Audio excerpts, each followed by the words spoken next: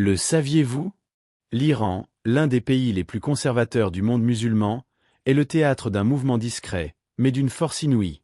Plus d'1 million de musulmans se tournent vers le christianisme, défiant ainsi un régime oppressif qui contrôle strictement la pratique religieuse.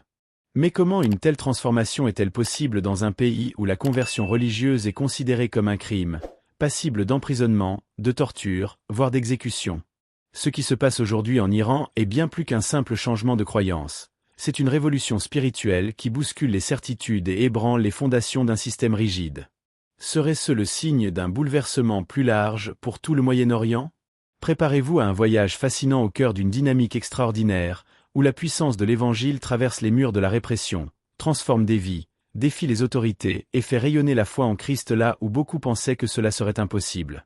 C'est la véritable révolution de Jésus, et vous allez découvrir comment elle est en train d'impacter l'Iran de manière inattendue et bouleversante. Le christianisme en Iran connaît une croissance qui dépasse toute attente. Des milliers de musulmans, pleinement conscients des risques encourus, arrestations, tortures, voire la peine de mort, embrassent néanmoins la foi chrétienne avec une détermination remarquable. Ce phénomène ne relève pas simplement d'un changement religieux, mais bien d'une transformation profonde, d'une quête de vérité qui transcende les frontières culturelles et les menaces extérieures. Même dans un régime où la religion est intimement liée au pouvoir politique, la soif de Dieu ne peut être étouffée. Ce phénomène nous rappelle que, au plus profond du cœur humain, réside une aspiration irrépressible à la vérité et à la lumière. Ce mouvement de conversion est loin d'être anodin. Il représente un choix audacieux, un acte de foi qui exige des sacrifices immenses. Imaginez ce que signifie, pour ces nouveaux chrétiens, ouvrir une Bible pour la première fois, après avoir été élevés dans une culture où l'islam était leur unique horizon spirituel. Pour eux, la liberté en Christ prend une dimension que nous, vivant dans des pays où la foi peut être pratiquée librement, avons parfois du mal à mesurer. Cela nous invite à nous interroger. Apprécions-nous vraiment la liberté religieuse dont nous jouissons au quotidien? L'essor du christianisme en Iran est une véritable révolution intérieure. Les convertis ne se contentent pas d'adopter une nouvelle foi. Ils vivent une transformation radicale qui touche leur être tout entier. Malgré les risques, ils se rassemblent secrètement, souvent dans des maisons discrètes, pour prier et partager la parole de Dieu. Ces « églises souterraines » deviennent des lieux de refuge et d'espoir, où la foi se vit avec une intensité rare.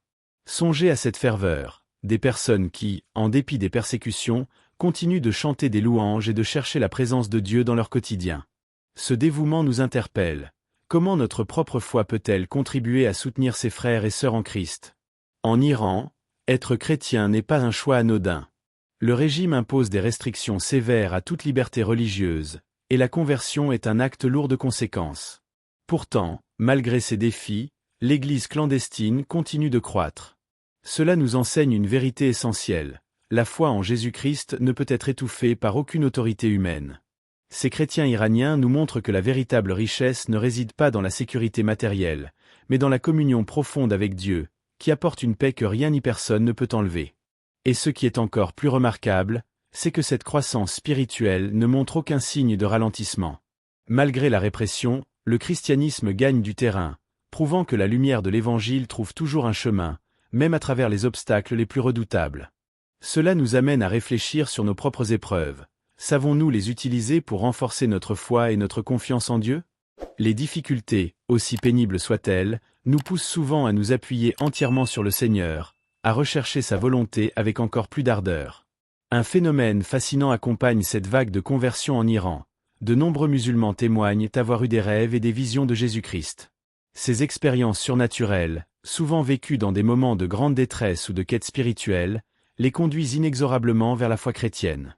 Ces témoignages bouleversants révèlent une vérité indéniable.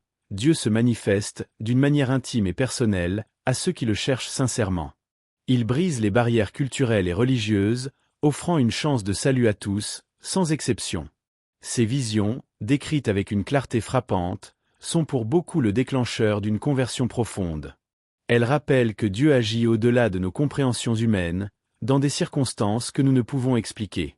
Et si ces manifestations étaient un rappel puissant que Dieu est toujours à l'œuvre, même dans les lieux les plus reculés et les situations les plus hostiles? Peut-être que ces témoignages nous invitent aussi à être plus attentifs aux signes que le Seigneur place dans nos propres vies, souvent à travers des moyens subtils et inattendus. En fin de compte, La situation en Iran est bien plus qu'un phénomène religieux. C'est un rappel que la foi authentique peut prospérer, même dans les conditions les plus extrêmes. Et vous, êtes-vous prêt à vivre votre foi avec la même intensité, la même passion, et le même abandon total à la volonté de Dieu? Ces rêves et visions sont décrits comme des moments de transformation profonde, où les individus font l'expérience d'une présence réelle du Christ. Pour beaucoup, ces moments marquent le début d'une nouvelle vie. Imaginez le pouvoir d'une vision qui pousse une personne à abandonner la foi qu'elle a toujours connue et à emprunter un nouveau chemin, un chemin d'adoration, de prière et d'étude de la Bible. Ce n'est pas quelque chose de commun, mais bien une action divine, quelque chose que de nombreux chrétiens à travers le monde peuvent voir comme un rappel de la façon dont Dieu peut agir de manière mystérieuse et merveilleuse. Cela nous invite à réfléchir sur nos propres expériences de foi et sur la manière dont, souvent, la recherche de Dieu peut être plus directe qu'on ne l'imagine. Ce qui est encore plus impressionnant, c'est que, lorsque ces visions et rêves se produisent, ils sont suivis d'une transformation réelle et pratique dans la vie de ceux qui les expérimentent.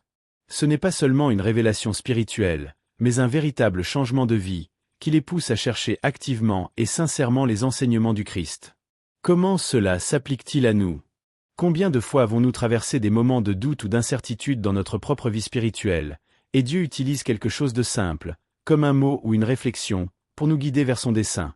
Le fait est que ces rencontres surnaturelles en Iran prouvent que la spiritualité ne connaît pas de limites et que Dieu se révèle toujours à ceux qui le cherchent avec un cœur sincère. En Iran, de nombreuses conversions au christianisme ne se produisent pas uniquement par l'évangélisation directe, mais aussi à travers des expériences surnaturelles que beaucoup de musulmans rapportent. Beaucoup témoignent avoir fait des rêves ou des visions de Jésus-Christ, et ces rencontres divines sont décrites comme des expériences tellement puissantes qu'elles les poussent à chercher la foi chrétienne. Ces récits sont un témoignage incroyable de la manière dont Dieu, dans sa miséricorde infinie, peut atteindre même les cœurs les plus fermés.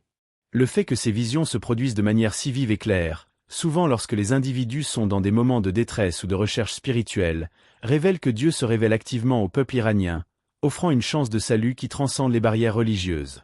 Ces rêves et visions sont des moments de transformation profonde où les individus expérimentent une réelle présence de Christ. Pour beaucoup, ces moments sont le début d'une nouvelle vie. Imaginez l'impact d'une vision qui conduit une personne à abandonner la foi qu'elle a toujours connue pour suivre un nouveau chemin. Un chemin fait de prière, d'adoration et d'étude de la Bible. Ce n'est pas quelque chose de quotidien, mais une action divine, un rappel puissant de la façon dont Dieu peut agir de manière mystérieuse et merveilleuse.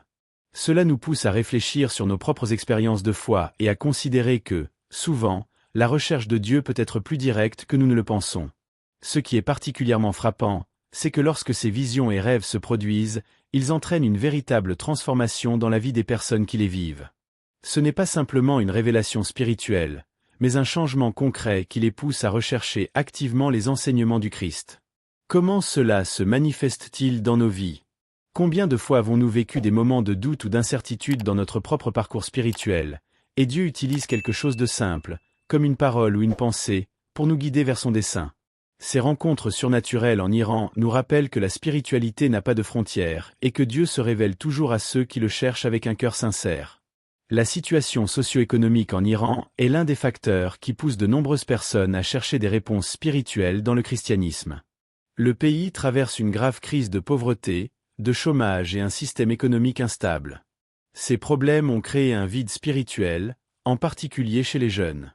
Quand les besoins matériels ne sont pas satisfaits, beaucoup commencent à douter de l'efficacité de leurs croyances traditionnelles et se tournent vers la foi en Christ, cherchant un espoir qui va au-delà de ce que les ressources matérielles peuvent offrir. Il est intéressant de voir comment, en temps de difficulté, la spiritualité peut devenir un refuge, offrant une perspective plus large et plus profonde sur la vie. Le manque d'opportunités et l'atmosphère de répression politique et religieuse en Iran rendent l'environnement encore plus difficile pour ceux qui tentent de vivre leur foi. De nombreux Iraniens se détournent de l'islam traditionnel et se tournent vers la Bible à la recherche de réponses que le système religieux et politique de leur pays ne peut offrir. La crise sociale que traverse l'Iran joue également un rôle important dans ce mouvement, car beaucoup de personnes sentent que le chemin vers la véritable paix et la justice ne passe pas par la politique, mais par le Christ. Dans les moments de désespoir, la foi devient une clé qui ouvre les portes d'une nouvelle vision de la vie, où le christianisme offre une perspective de rédemption et de libération. La fermeture de milliers de mosquées en Iran reflète clairement ce mouvement de rejet de l'islam traditionnel. Les gens cherchent quelque chose de plus, quelque chose qui offre un espoir véritable, et le christianisme est perçu comme cette alternative. En plein cœur de la crise, la Bible se révèle être une source de réconfort et un guide pour ceux qui cherchent quelque chose de plus significatif. Pour beaucoup, rencontrer Jésus revient à trouver une réponse définitive au dilemme de la vie. Cela nous amène à réfléchir, dans nos propres moments de lutte et de difficulté, comment la foi chrétienne peut-elle nous fournir des réponses et nous aider à trouver du sens dans le chaos?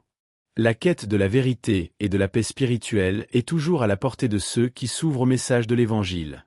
En Iran, où le régime théocratique restreint sévèrement la pratique religieuse, les églises clandestines sont devenues une réalité essentielle pour la croissance du christianisme. De petits groupes se réunissent en secret, souvent dans des maisons ou des endroits isolés, pour étudier la Bible et prier ensemble. Ces rassemblements, qui se déroulent dans l'ombre, témoignent d'un désir profond de connaître la parole de Dieu, même au cœur d'un climat de grande persécution. Imaginez le courage nécessaire pour participer à une réunion chrétienne, sachant qu'en cas de découverte, la personne pourrait être emprisonnée, torturée, voire exécutée. Et pourtant, les églises clandestines prospèrent, ce qui démontre la puissance d'une foi que personne ne peut arrêter. La technologie a joué un rôle crucial dans ce mouvement. De nombreux chrétiens iraniens utilisent des applications et des réseaux sociaux de manière sécurisée pour se connecter avec d'autres croyants à travers le monde et partager leur foi.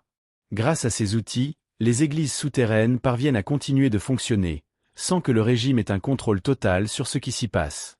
Il est fascinant de voir comment la technologie, souvent perçue comme un simple outil de distraction, devient ici un moyen de résistance spirituelle, permettant à la parole de Dieu de parvenir là où elle ne pourrait autrement pas pénétrer. Cela montre comment Dieu peut utiliser n'importe quelle situation, n'importe quel outil, pour accomplir son dessein. Ces églises souterraines ne sont pas seulement des lieux d'adoration, mais aussi des symboles de résistance et de transformation spirituelle. Elles représentent la liberté spirituelle dans un contexte de répression, où les gens cherchent la véritable liberté en Christ. Cela nous pousse à nous interroger. Comment, dans des contextes plus libres, valorisons-nous la liberté que nous avons pour adorer Dieu? Utilisons-nous cette liberté pour fortifier notre foi et celle des autres? La réalité de ces églises clandestines nous défie de réfléchir sur notre gratitude envers la liberté dont nous bénéficions et sur la manière dont nous pouvons soutenir l'expansion de l'Évangile de manière audacieuse et sincère, comme ces chrétiens en Iran le font, même dans les conditions les plus difficiles.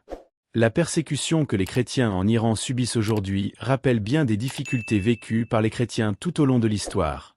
Lorsque l'on compare cette réalité aux persécutions subies par les premiers chrétiens dans l'Empire romain, on constate un modèle clair. La foi chrétienne a toujours fleuri au milieu de l'adversité. Sous le règne de Néron, les chrétiens étaient martyrisés, persécutés et contraints de se cacher dans les catacombes pour adorer.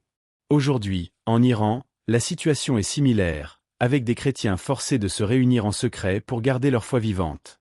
Et tout comme à cette époque, la foi chrétienne en Iran grandit malgré toutes les tentatives d'intimidation et de répression. La réforme protestante présente également des parallèles intéressants. Lorsque Luther s'est élevé contre l'Église catholique et a remis en question ses pratiques, il a fait face à l'excommunication et à de sévères persécutions.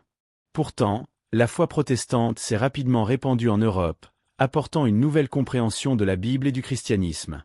En Iran, quelque chose de similaire se produit, avec de nombreux musulmans se convertissant au christianisme et cherchant une nouvelle manière de vivre leur foi, loin de l'oppression religieuse.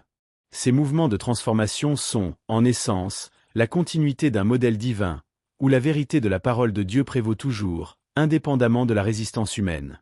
De plus, de nombreux théologiens soulignent que des passages bibliques, tels que les prophéties de Joël et les paroles de Jésus dans l'évangile de Matthieu sur la croissance du christianisme et la multiplication des disciples de Christ, pourraient se réaliser aujourd'hui en Iran.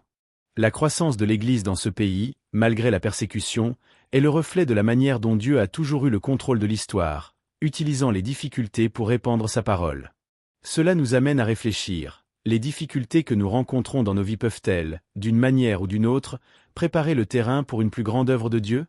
L'histoire regorge d'exemples montrant comment la souffrance peut être le début d'une transformation puissante. Le régime iranien a réagi avec une grande intensité face à la vague croissante de conversion au christianisme.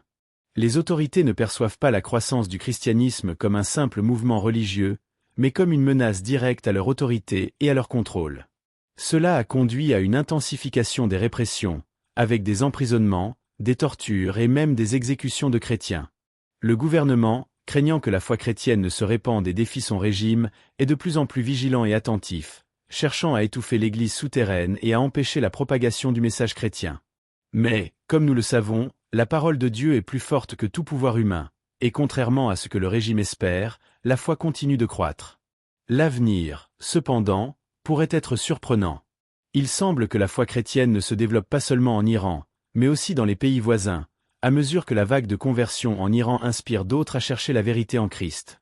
Ce mouvement pourrait déclencher une révolution religieuse dans toute la région, avec des chrétiens iraniens partageant leur foi avec d'autres musulmans et encourageant la conversion dans d'autres pays du Moyen-Orient. Cela soulève une question importante. Le gouvernement iranien, en essayant de réprimer la foi chrétienne, pourrait-il, sans le vouloir, contribuer à sa propagation encore plus rapide ? C'est l'exemple classique de la manière dont l'oppression peut parfois accélérer la croissance du message de Christ, comme cela s'est produit tout au long de l'histoire, depuis l'époque de Rome. En regardant vers l'avenir, on peut se demander, qu'est-ce que cela signifie pour le christianisme ailleurs dans le monde ? Les églises dans les pays où la foi est plus libre, comme en Occident, pourront-elles apprendre quelque chose du courage des chrétiens iraniens ? Le mouvement de foi en Iran n'est pas seulement une question de résistance religieuse. C'est une question de résistance à l'oppression et de recherche de la liberté. Cela nous pousse à réfléchir sur notre propre foi et comment nous pouvons la défendre, quelles que soient les circonstances qui nous entourent.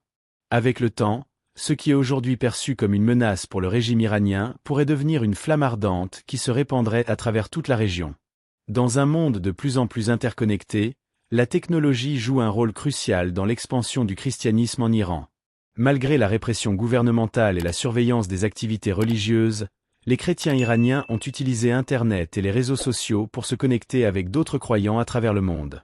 Cela leur permet non seulement de partager leur foi et leurs témoignages de conversion, mais aussi d'accéder à des ressources spirituelles, comme des études bibliques, des chants de louanges, voire des cultes en ligne. Imaginez la liberté et la force que ces outils peuvent offrir à un chrétien dans un pays où l'expression religieuse est criminalisée. La technologie, au lieu d'être un moyen de distraction, devient un pont vers la vérité et la liberté spirituelle. De plus, cette connexion mondiale a permis un soutien international essentiel pour les chrétiens iraniens. Des organisations chrétiennes et des individus du monde entier se sont unis pour soutenir l'Église clandestine en Iran, envoyant des ressources, du matériel chrétien et offrant même un soutien émotionnel et spirituel. Ce soutien a été vital pour que les chrétiens puissent poursuivre leur chemin de foi, même face aux adversités. L'utilisation de la technologie facilite non seulement cette communication, mais permet aussi au mouvement chrétien iranien de gagner en visibilité, sensibilisant le monde aux difficultés que ces chrétiens rencontrent.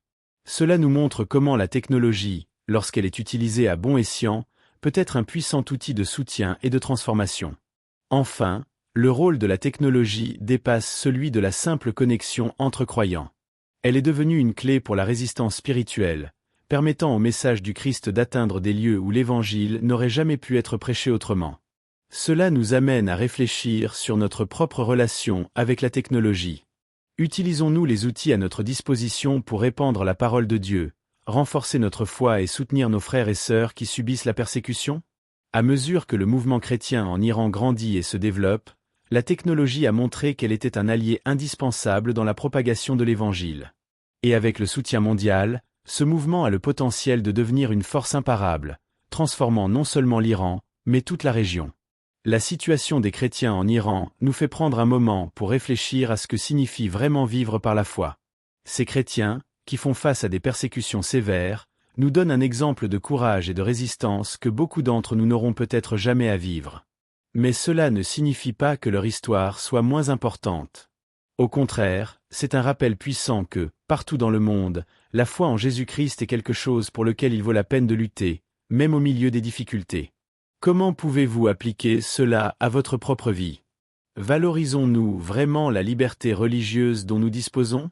Sommes-nous prêts à vivre notre foi de manière audacieuse, sans crainte d'être jugés ou persécutés ?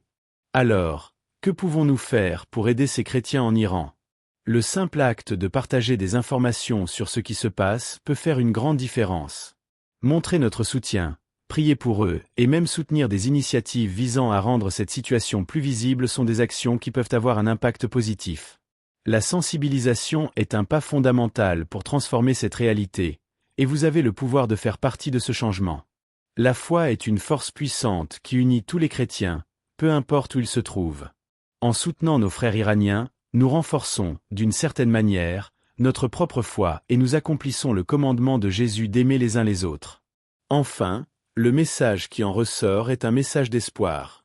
La croissance du christianisme en Iran, malgré toute la persécution, est un signe clair que la parole de Dieu ne sera pas réduite au silence. Même au milieu de la répression, l'Esprit Saint touche les cœurs et transforme des vies.